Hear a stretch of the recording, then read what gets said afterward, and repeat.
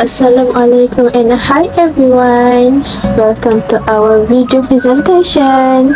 My name is SITI FARAHAIN binti SAHAT and I am one of the finance students in the ITN Johor. First of all, I would like to thank to my lecturer and friends who have been assist me and my team members in order to finish our group assignment for us to get excellent marks. In this video, my team members and I are going to cover about advanced corporate finance subject, and we just emphasize on chapter 3 and chapter 4 only. My aim with this presentation to get all the students to better understand this subject and give emphasis to the topic that will be presented. So, let's move to the next slide. In this slide, I would like to introduce our team members, which consists of 4 girls. Starting from left side, who is NURUL RAUDHAH with the NORRAMADAN.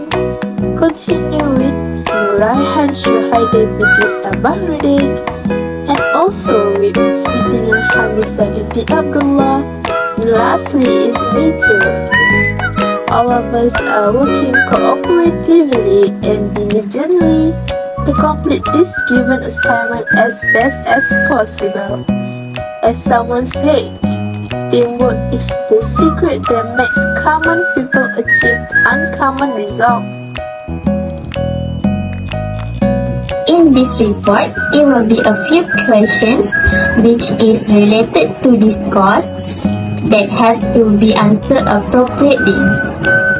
Based on this course, which is Advanced Corporate Finance, it will cover 12 chapters that will be studied by finance students. However, it only relates to questions from chapter 3 to chapter 4 in this report, where the learning objective of the 2 chapters are similar. These 2 chapters are connected to understanding capital structure. As elaboration, a firm can choose any capital structure it wants. If management so desire, a firm could issue some bonds and use the proceeds to buy back some stock, thereby increasing the debt-equity ratio. Alternatively, it could issue stock and use the money to pay off some debt, thereby reducing the debt-equity ratio. Activities such as this, which existing capital structure, are called capital restructurings. In general, such restructurings take place whenever the firm substitutes one capital structure for another while leaving the firm's assets unchanged. Because the assets of a firm are not directly affected by capital restructuring, we can examine the firm's capital structure decisions in isolation from its investment decisions. But in this chapter, it is just focused on the long-term financing or capital structure question.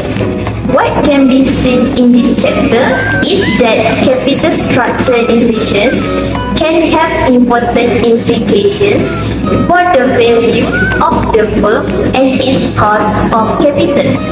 It will also find the important elements of the capital structure decision are easy to identify, but precise measures of the elements are generally not obtainable. In corporate finance, the mix of different types of outside funding or capital utilized to finance a company is referred to as the capital structure. It is broken down on the company's balance sheet and is made up from preferred stock, debt or loan money, and shareholders' equity.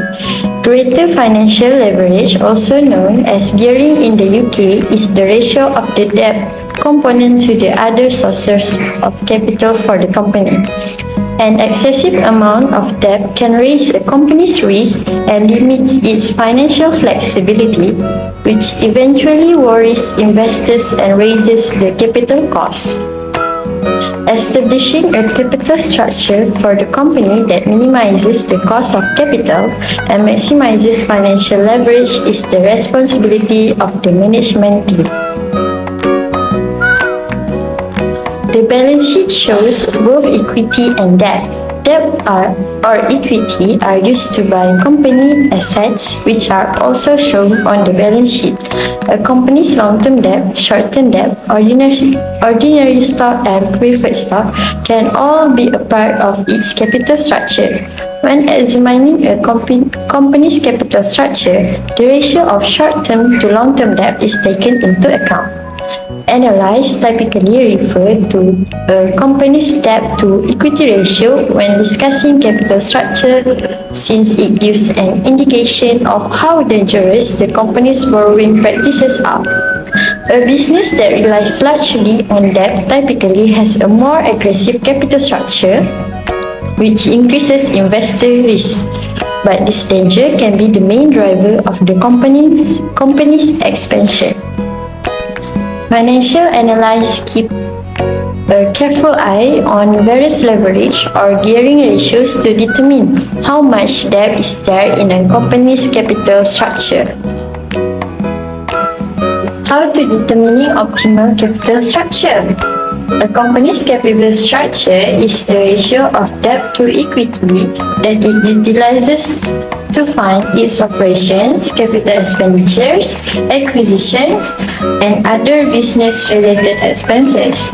Having said that, an organization's optimal capital structure is the best or appropriate combination of debt and equity that maximizes market value, like shareholder wealth, while lowering a company's cost of capital, or more precisely, the weighted average cost of capital, which is WACC. The market value of the firm, the weighted average cost of capital, risk and expected return, business risk, the industry averages, potential cost of financial distress, tax status of the company, some of the factors that must be considered in order to determine the optimal capital structure for the company. Businesses must choose a capital structure that minimizes their cost of capital while maximizing market value.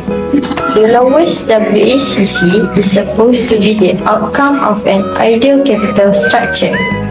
The same is approximated by figuring out of the marginal cost of each funding source that is used, then averaging those costs using a weighted method. Companies must weigh trade-offs when determining the best capital structure, since they might choose to issue additional debt or stock.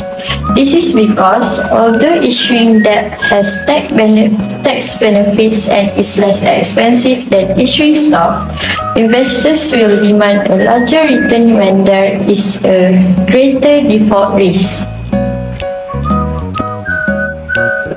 As such, businesses must choose the best combination of funding sources. To reduce the default risk associated with debt, the ideal capital structure uses enough equity funding. The integration of tax effect and financial distress involved considering the trade-off between the tax advantage of debt and the cost of financial distress. When the interest tax shield is valuable, normally firm will make a debt according to the Eminem proposition. A relatively low debt levels draw probability a firm to bankrupt and financial distress is low. Meanwhile, when the debt level is high, the possibility to financial distress is chronic. This will cause optimal capital structure to exist somewhere in between these extremes. Integration of tax effects and financial distress costs. One may combine the two aspects. The value of the firm rises linearly as the firm moves from all equity to a small amount of debt. This is because the present value of this stress cost is minimal since the probability of distress is so small. However, as more and more debt is added, The present value of this cost rises at an increasing rate. At some point, the two polar factors have offset. The first one is increase in the present value of the distress cost from an additional dollar of debt, and the second one is increase in the present value of the tax shield. This point is the optimal amount of debt, and after this point, bankruptcy costs an increase faster than the tax shield, implying a reduction in the firm value from the further leverage. According to the static theory, the gains from the tax shield on debt is offset by financial distress costs. An optimal capital structure exists that just balances the additional gain from leverage against the added financial distress costs. In order to discuss about financial distress, firstly, I will tell about what is financial distress, and the definition is when revenues or income no longer cover the financial obligations of an individual or organization. The financial obligations are like not paying its debts or bills, which are causing a lot of errors on the financial statement. This is typically brought on by certain factors which due to high fixed expenses, a large amount of illiquid assets, or revenue that is susceptible to dips in the economy. Those factors may affect existing companies, while individuals may experience financial distress as a result of inadequate planning, excessive spending, and excessive debt load, legal action, or job loss.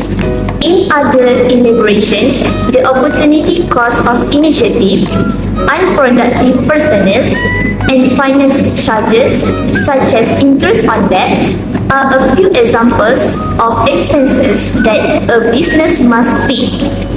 As we can see that there are some factors which affect this matter, and they are about technology changes, a fraud problem in the company, and improper investment plans.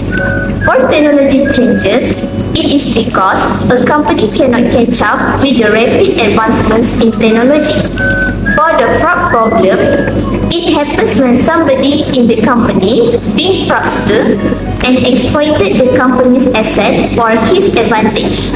And for improper investment plan, it is resolved from the inadequate budgeting, either by individual or a company. Maintaining appropriate cash flow and stable income from excess assets is essential. Inadequate budgeting will result in either insufficient funds or a shortage of money. For the solutions of the financial distress, we can summarize that there are two ways involved, which are non-financial restructuring and also financial restructuring. In non-financial restructuring, it can be faced by the top management and also the expert in the company. In financial restructuring, it is divided by two, which are private workout, such as frame-relevant cost-cutting plans, set into action a suitable marketing, and also file legal bankruptcy, consisting of recognize and merge with another company, and liquidate. The integration of tax effect and financial distress involved considering the trade-off between the tax advantage of debt and the cost of financial distress. When the interest tax shield is valuable, normally firm will make a debt according to the M&M proposition. At relatively low debt levels, the probability of firm to bankrupt and financial distress is low. Meanwhile, when the debt level is high, the possibility to financial distress is chronic. This will cause optimal capital structure to exist somewhere in between these extremes. According to the static theory, the gains from the tax shield on debt is offset by financial distress costs. An optimal capital structure exists that just balances the additional gain from leverage against the added financial distress costs. According to agency theory, the agency cost of equity results from conflict and expenses caused by misaligned interest between a company shareholder as principal and manager as agent. This theory investigates the conflict that arises when shareholder and manager objectives differ, potentially leading to managerial action that do not prioritize the best interest of shareholder. This conflict may incur financial costs and reduce the overall value of shareholder equity. Several factors affect the agency of equity. First, they are concerned about managerial self-interest, which occur when manager prioritize personal interests such as higher pay or job security, potentially at the expenses of shareholder well-being. Furthermore, difference in risk tolerance between manager and shareholder can result in overtly cautious decision making, impeding the company growth and reducing equity value. Information asymmetry, in which managers have more knowledge about the company than shareholder, can lead to issues such as adverse selection and moral hazard, allowing managers to exploit their information advantage for personal gain and causing a misalignment of interest. To reduce the agency cost of equity, strategy that align managerial and shareholder interests must be implemented. Performance-based compensation, stock option, independence, board oversight, and increased transparency are all examples of this. Strong corporate governance practices are essential for controlling agency costs, prioritizing the long-term interests of shareholders and minimizing conflict between principal and agent. Addressing this issue is critical for preserving shareholder equity and promoting the company's overall health and success. The pecking order theory, also known as the pecking order model, explains how business prioritize financing source in order to determine their optimal capital structure. The theory, developed by Stewart Mears and Nicholas Majlouf in 1984, asserts that in the hierarchy of financing options, managers prefer internal financing first, followed by debt and equity financing as a last resort. The foundation of this theory is the principle of asymmetry information, which stated that managers who believe their company is overvalued may option for new equity issuance. As a result, such action may cause investors to assign a lower value to newly issued equity. The pecking order theory is significant because it explains why business prioritizes internal fund for investment project, followed by a preference for debt and a reluctance to use equity. Furthermore, the theory illuminates how a company financing decision serves as a signal to the public about its performance. To summarize, the pecking order theory provides a framework for understanding how companies make financing decisions while accounting for financing costs and asymmetry information consideration. Within the realm of economy, the signaling hypothesis proposes that one party can effectively communicate specific information about itself to another. This concept addresses asymmetry information in economic transactions. Michael Spencer proposed that, in such case, one party can overcome the asymmetry information challenge by sending a signal that reveals relevant information to other parties. In the context of finance, the signaling theory asserts that information about a company's financial well-being is not uniformly available to all market participants at the same time. Given that executives have a better understanding of their company finance health than investors, they may use signals such as dividend, share buybacks, or debt action to inform investors about their company financial situation.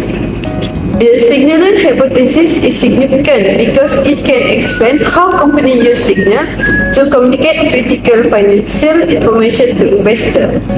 Furthermore, it provides valuable insight into how investors can interpret this signal, allowing them to make informed investment decisions based on the disclosed information. In this reference section, all the information obtained in this assignment is the result of some reference sources that we found from the appropriate website. I have now come to the end of my presentation. Thank you so much for your interest and attention. At this time, I'd like to have my colleague speak, so I'll finish up by saying thank you for your attention. I can see that our time is just about up, so to finish, I'd like to say thank you. I sincerely appreciate that I've had this opportunity to present about this course contents. With due respect, thank you again for watching our video presentation, and I end my presentation with Wabillahi taufiq wal hidayah. Assalamualaikum warahmatullahi wabarakatuh.